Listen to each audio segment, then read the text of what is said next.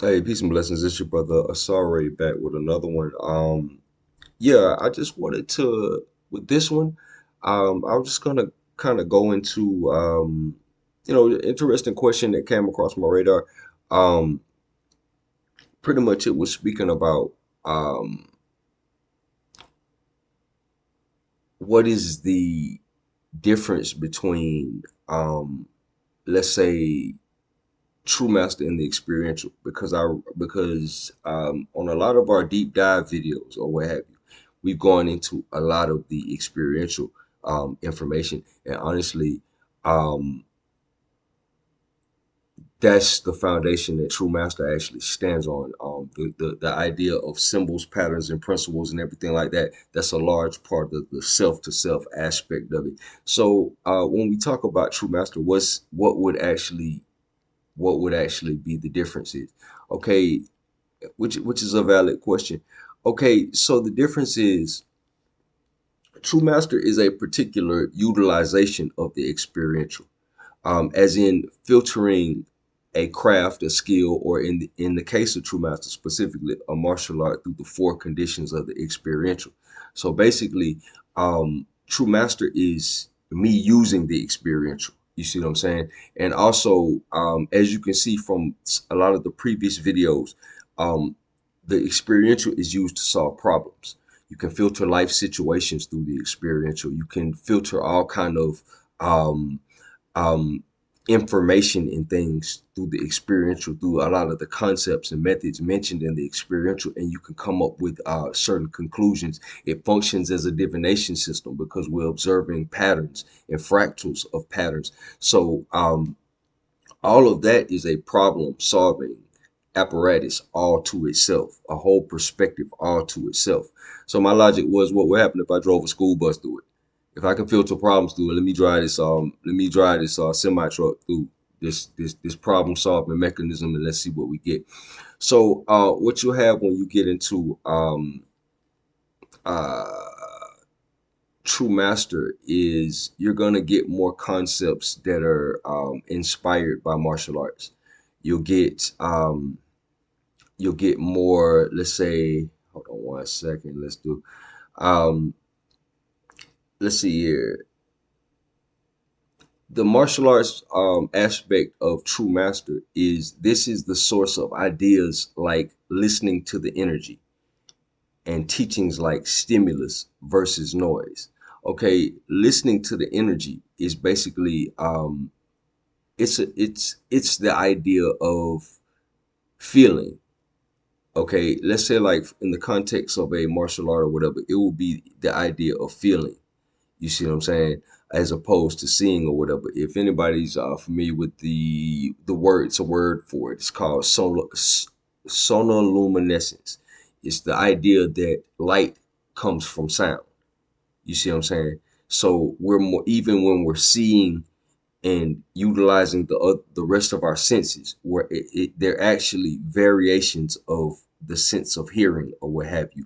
When you deal with the idea of the snake and everything like that, the snake is deaf, but it feels the impressions on the ground or whatever.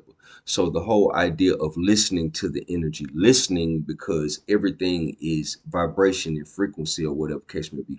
So listening to the energy, feeling what's going on around you or whatever case may be. And it bleeds into the whole idea of something called stimulus versus noise or what have you.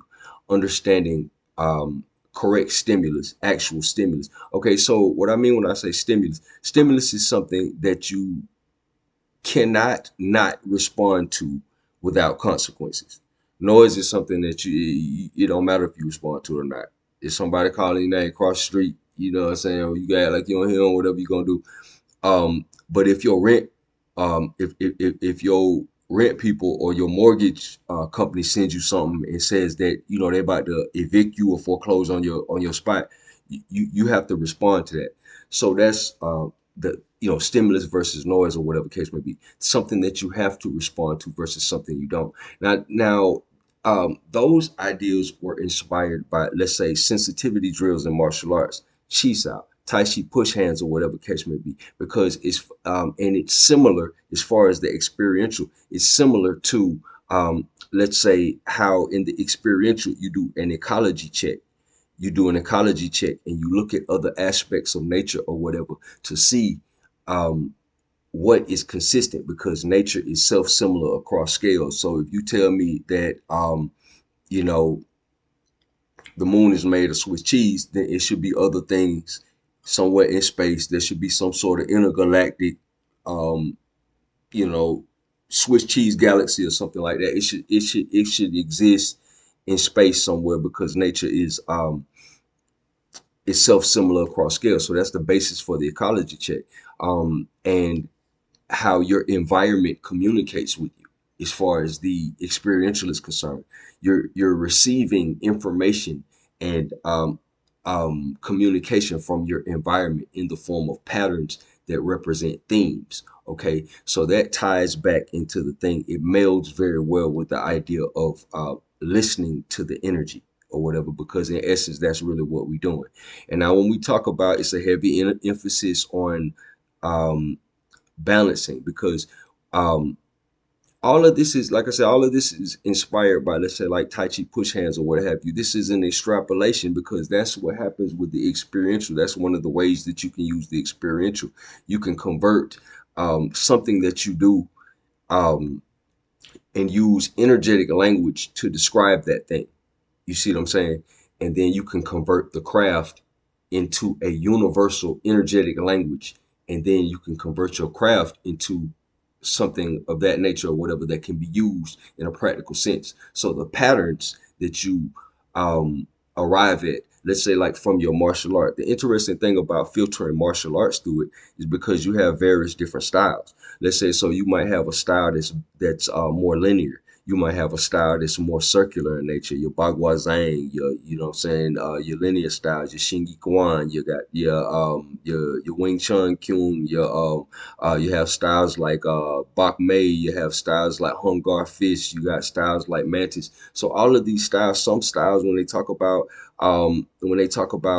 these animals and things like that, some of them mimic the actions of the behaviors of the animals, and some of them just um, um, embody some of the principles that the animal maybe represents. Let's say like you may have different hand movements or whatever case may be. Let's say like you may have they'll have energetic explanations to the hand movements or whatever case may be. Let's say in the Western mind, it's a hit and miss depending on what you've been exposed to or whatever case may be. Where you'll have, let's say, like um, Wing Chun, let's say, like Tan Sao, Yin Hand. You see what I'm saying? Uh, Dispersing hand, sickle hand. You see what I'm saying? It'll tell you what it does in the context of the art or whatever case may be. Now, if you take it out of the physical context or whatever case may be, and you think about the idea, let's say in True Master Volume 2, you have something called transforming, nullifying, or controlling the energy or what have you. That's all based out of martial arts. Now, if I didn't tell you, it's converted into a universal language. So it's not giving up anybody's secret sauce. I know the game is to be sold and not to be told. So I'm not giving up anybody's particular secret sauce or anything like that. Truthfully, if I didn't tell you it derived from martial arts, you probably wouldn't know it, because it's been converted into an energetic language. So yeah, and you can do anything like that or what have you. You can convert anything that you're competent enough with and convert it into a universal energetic language or what have you. So yeah, so the idea of, let's say you have martial arts, the idea of circles is in martial arts, large circles, small circles. The idea of alignment is in martial arts. um Spinal alignment, like how in previous videos it was discussed about the Sabian Typhonian origin of tantra and yoga and everything like that or whatever. A lot of your martial arts use the same ideas as yoga, as far as let's say like your with your martial arts or whatever, certain postures or whatever case may be, that certain levels of alignment in the body that facilitate certain structures or whatever, that enable you to do certain things that you can't do when the body is disjointed and everything like that. um This can be paralleled in nature with an alignment with self, like how we talk about in the book, an alignment with self. Going back to the experiential with it, which is what self to self, and the foundation of true master is built off of. When we go back into that, what we're doing when um, um, we're building a synchronicity and serendipity with the with different aspects of the mind, but they're expressed through our ecosystem and stuff like that. No coincidence. Let's say like when we talk about various martial arts styles, many of them are based on the ecosystem. Oh, such and such. Okay, when we go into the story of Tai Chi, you see what I'm saying? A monk seen a snake and a crane fight, and that's how he developed Tai Chi. You see what I'm saying? It's developed out of his ecosystem. He observed something in his ecosystem and he came up with a style from it, or whatever the case may be. So a lot of the themes in a martial art are kind of consistent with with the contextual substance that's compatible with some of the stuff that we talk about in the experiential. So yeah, that's just yeah, that and honestly, um, it's interesting. Let's say like when we talk about the story of let's say you talk about this talking about the story of Bruce Lee, right? Okay, so in the story of Bruce Lee, right, and this has relevance in the story of Bruce Lee, right? Um, Back in the day there was no internet, so you can't just look stuff up on the internet and become an internet guru at stuff or whatever case may be. You had you know how I'm talking about methods in the other video where I'm talking about the four phases of development and everything like that. Okay, so when I'm talking about methods, you had to go to a person and get the message. You had method, you had lineages. When we talk about martial arts and stuff like that, you have lineages. When we talk about yoga and certain methods or what have you, certain methods carried throughout lineages or whatever and are only transferred from master to student and everything like that. Certain tendencies and habits and so-called energy. I say so-called because you know, you have left brain people, right brain people. Some people don't view things the same way, whatever the case may be. But the patterns and the mannerisms and the way your teacher does things or whatever transfer from teacher to student over time or whatever case may be. Now the way the story goes, Bruce Lee is half um he's half Chinese and half um, German, so he wasn't privileged to learn all of the information or what have you, the whole style or what have you, because it's a curriculum. So it's a whole style. He wasn't privileged to learn the whole style or what have you. So he learned a part of it, and then he went off and started to explore other disciplines and things like that. He went off and explored, let's say, like boxing, fencing, kickboxing, or savate, what have you, and the pieces that he did not have in his style, he um, added in the stuff that he got through his personal experience. And then and so when you have Jeet Kune Do, you see what I'm saying? That's his personal kung fu. That's his personal Wing Chun that he filled the rest of it in or what have you. Because when you learn Jeet Kune Do, they tell you to learn the style that Bruce Lee started with or whatever the case may be. So it's I would say the contrast between True Master and the experiential. True Master is like the original thing. It's excuse me. The experiential is the original thing. True Master is just a person going through the experiential. You see what I'm saying? So yeah, that's a particular experience of me going through the experiential, right? So what I would also be interested to see other people who maybe have um experiences with certain crafts. You know, what would Kali look like filtered through the experiential? What would Baguazang look like with the emphasis on the circle filtered through the experiential? You see what I'm saying? The concepts. You see what I'm saying? Because it's all based on energetic concepts. So I didn't want to linger on too long with this or what have you, but just wanted to make a short video just addressing kind of, you know, why I filtered a martial art specifically through the experiential, what is true master in reference to the experiential, and how does it all kind of come together, or whatever case may be.